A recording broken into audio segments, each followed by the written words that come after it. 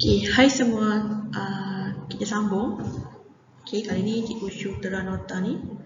Okay, menganalisis kesan perubahan A, H dan K terhadap bentuk dan kedudukan graf. So hari tu Cikgu Syu dah buat video, tapi tu video berkaitan dengan persamaan up. Yang kali ni merujuk kepada persamaan vertex dalam bentuk vertex. Okay, so fungsi kuadrantik dalam bentuk vertex yang ni dengan A, H dan K lah pemalar mempunyai vertex pada HK. Ingat balik, daripada sini kita boleh dapat koordinat vertex tu antara dia maksimum ataupun minimum bergantung pada nilai A lah. So untuk koordinat dia, kalau sini negatif, bila kita keluarkan dapat positif. Okay, lepas tu K dia punya koordinat Y. Okay, and then bersimetri pada garis X sama dengan H. So maksudnya paksi simetri tu bergantung pada nilai H ni lah. So, apakah yang akan berlaku kepada bentuk dan kedudukan graf fungsi? Okay, so apa yang berlaku pada bila A ni yang berubah? So, perubahan nilai A memberi kesan kepada bentuk dan kelebaran graf.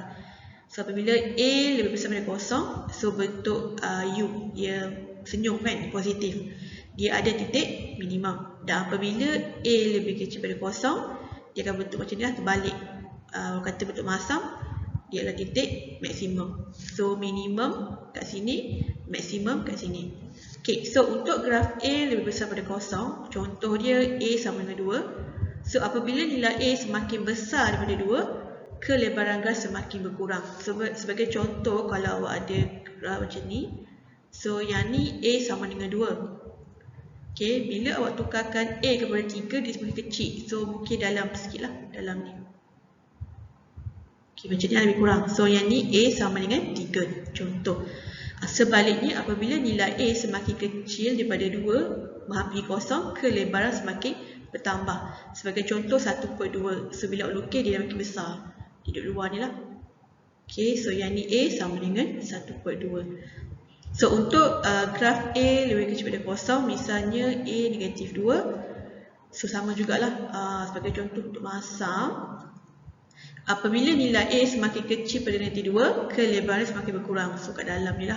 So makin kecil pada negatif 2, oops, kena rapat ni. Contoh dia A negatif 3 lah. So yang ni A negatif 2. Ini nampak tak? Negatif 3 Sebaliknya apabila nilai A semakin besar daripada negatif 2 menghampiri kosong, kelebaran semakin bertambah. So makin besar, lebih kurang macam ni lah. So A adalah negatif 1/2 contoh. So paksi simetri dan nilai minimum atau maksimum tidak berubah. So walaupun dia makin kecil ke makin besar, dia punya nilai minimum atau maksimum tu tak berubah, dan juga dia punya paksi simetri tak berubah. So boleh kata dia punya vertex ni tak berubah lah, cuma bentuk je berubah. Okay, apa efek bila H yang berubah? Sorry. Perubahan nilai H hanya menunjukkan pergerakan mengufuk graf. So apabila nilai H bertambah, graf akan bergerak ke kanan. Manakala apabila nilai H berkurang, graf akan bergerak ke kiri. So bila awak ada graf, contoh macam ni. Okay, so bila makin bertambah, graf awak makin bergerak ke kanan lah. Macam ni. Okay, ataupun kalau dia makin kurang, dia akan bergerak ke kiri. So ini efek pada H. So kedudukan paksi simetri berubah sebab graf ni berubah, jadi nilai koordinat X tu berubah lah. Tetapi nilai minimum, ingat, nilai minimum ialah merujuk pada koordinat X. Koordinat Y. Koordinat Y. Titik minimum, kalau titik kita merujuk pada koordinat. Kalau cakap nilai, maksudnya merujuk pada koordinat Y sahaja. Atau nilai maksimum tu tak berubah. Okay, so maksudnya kat Y ni tak berubah lah. Dia bergerak pada Y yang sama, cuma X tu yang berubah. Sebab tu dia cakap paksi simetri berubah. Okay, untuk K, perubahan nilai K hanya menunjukkan pergerakan menegak graf. So apabila nilai K bertambah, graf akan bergerak ke atas. Manakala apabila nilai K berkurang, graf akan bergerak ke bawah.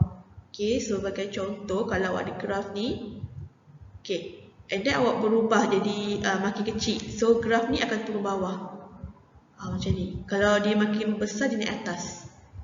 Okey, dekat sini nilai minimum atau maksimum berubah. Sebab apa? Sebab koordinat Y dia dah berubah. Tapi paksi simetri tidak berubah. Sebab bentuk sama, cuba dinaik atas bawah je. Okey, so untuk lebih faham, kita tengok contoh. Okey, contoh 14.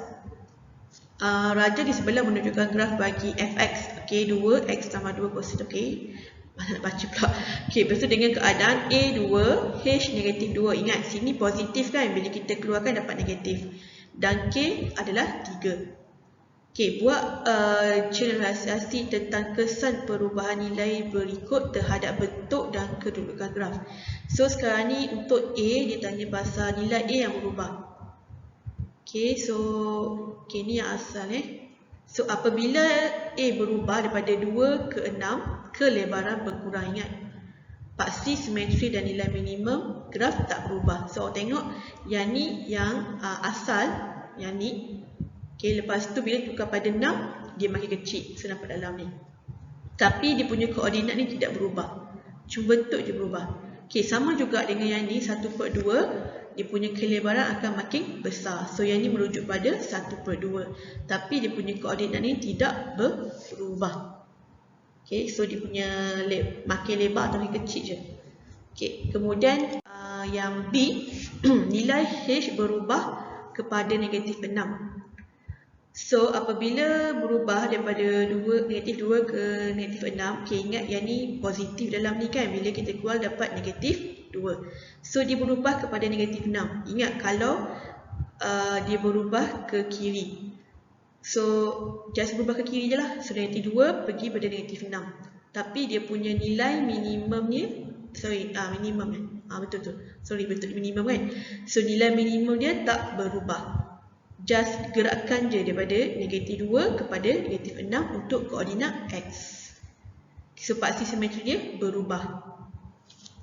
Kemudian yang C, nilai K berubah pada 8. Okay, kalau tengok kat sini, persamaan asal dia 3 kan. Okay, so 3 kat sini. So, bila berubah, K dia akan naik atas lah. So, 8 kat sini. So, orang nampak dia punya koordinat Y dia, koordinat X tu tak berubah. Yang berubah hanyalah koordinat Y.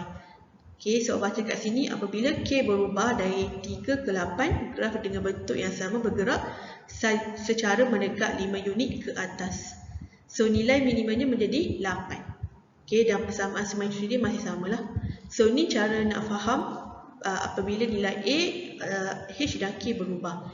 So, cikgu rasa mungkin boleh faham yang ni sebab dia lebih kurang sama juga dengan nota yang sebelumnya. Okay, so untuk lebih faham, kita boleh tengok untuk latihan untuk next video.